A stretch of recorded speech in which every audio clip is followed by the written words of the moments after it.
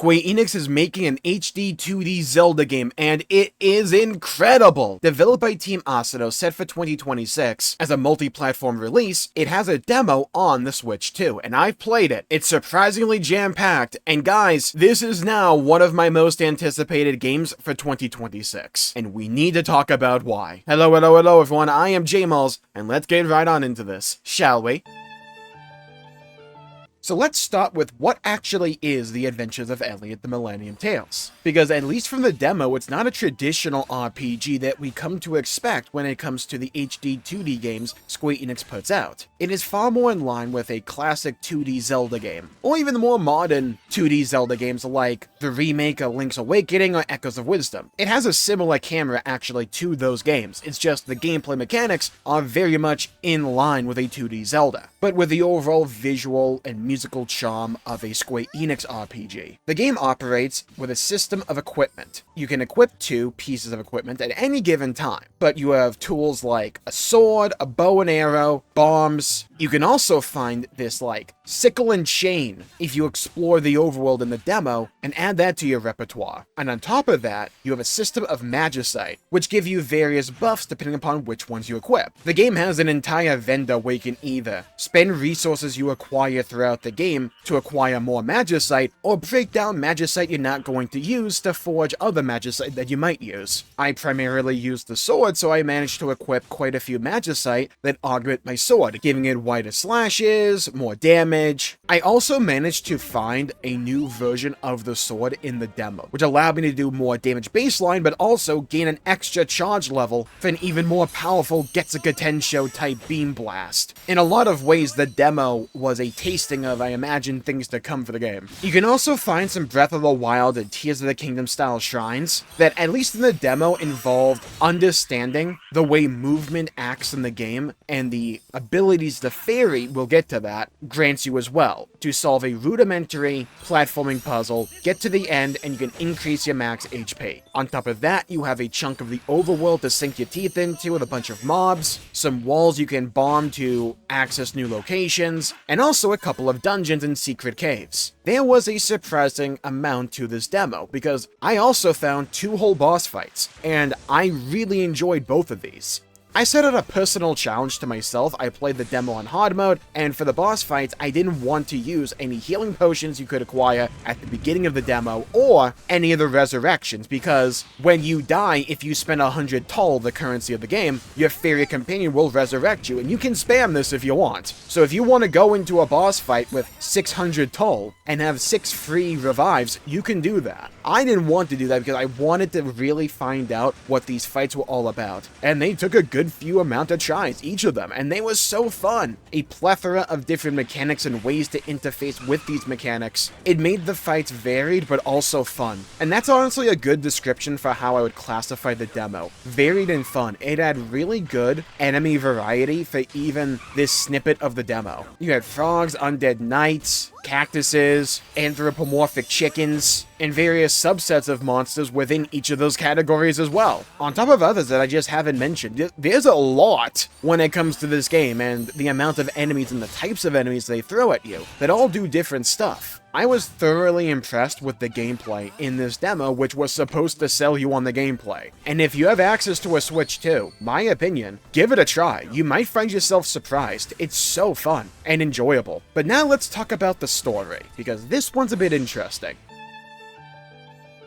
First of all, this was a gameplay demo. It wasn't meant to really sell you on the story. All you really got at the beginning was the king of this land designating you, Elliot, to go on a quest, and that's kind of it. They're really holding their cards close to their chest here. They didn't go into how you met the fairy, your backstory, or really anything like that, but we know a little bit because of blurbs they put on various news posts on the Square Enix website that's essentially alluding to the fact that the name of the game is very literal.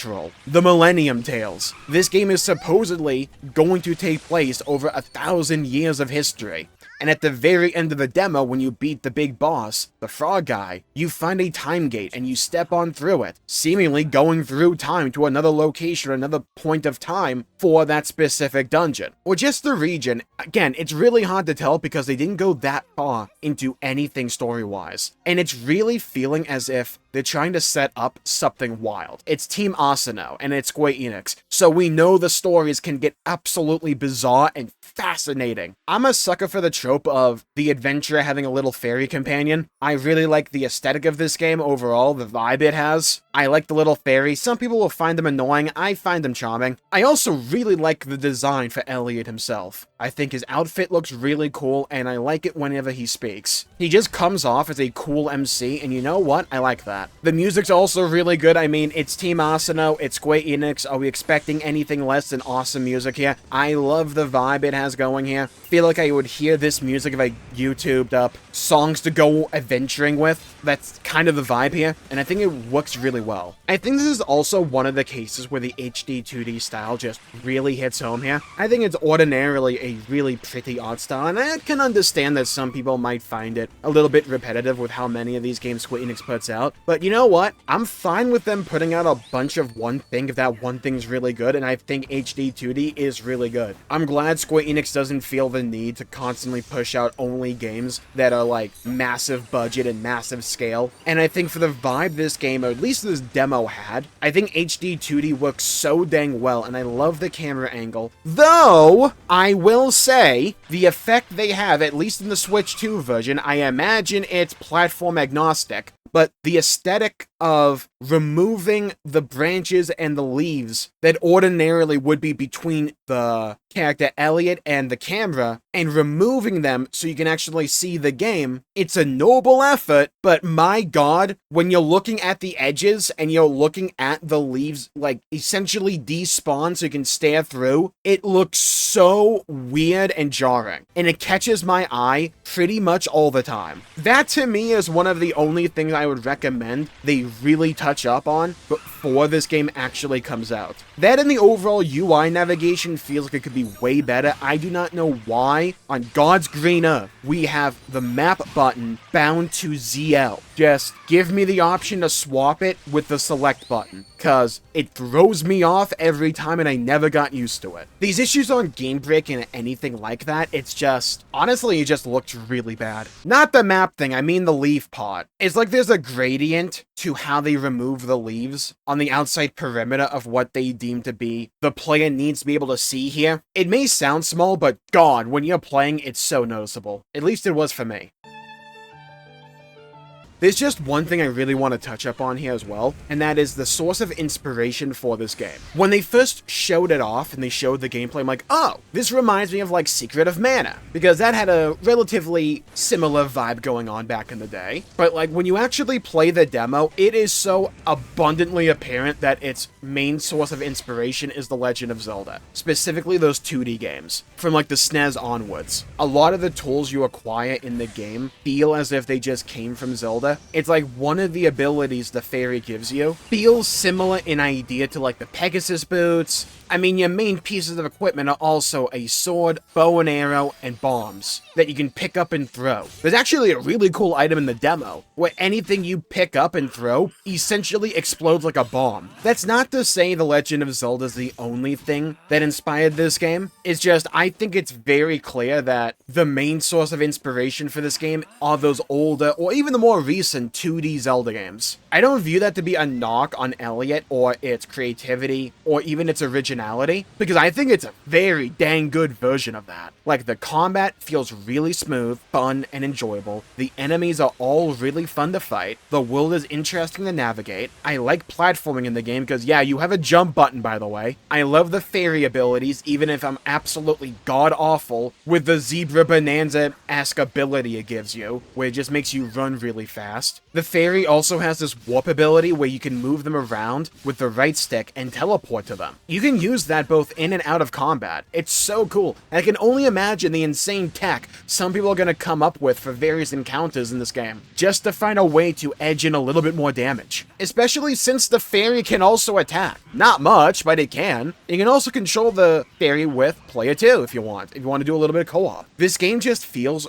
really well constructed, and if you've been craving for another like 2D Zelda adventure adventure style of game, I'd recommend keeping an eye out for this one, because I'm definitely going to. I was thoroughly impressed with the reveal, and was subsequently blown away with the actual demo. I want more of this game, and I felt myself disappointed when the demo ended because I just wanted to play more. It really does feel as if Team Asano has another banger on their hands here, and I think it goes to show just how versatile the HD 2D art style is. I'm so excited for it, and here's where you come in. Leave a comment down below with your thoughts on The Adventures of Elliot the Millennium Tales. Does it intrigue you? Does it pique your curiosity? Do you want to see more of the game? Have you played the demo? How did you like it? I would love to hear your thoughts and hear your opinions and to hear your perspectives. And if you want more coverage about The Adventures of Elliot to stay up to date, you should leave a like and subscribe. Follow me on TikTok, Twitch, and Twitter, Jmulls G. I have a Discord in the description down below, and come and hang out with all the jabronis there. And speaking of HD 2D, let's talk about it. Is it overdone? Are they all the same? I don't think so. And if you want to hear my defense of HD 2D and Square Enix's smaller RPGs, or should I say,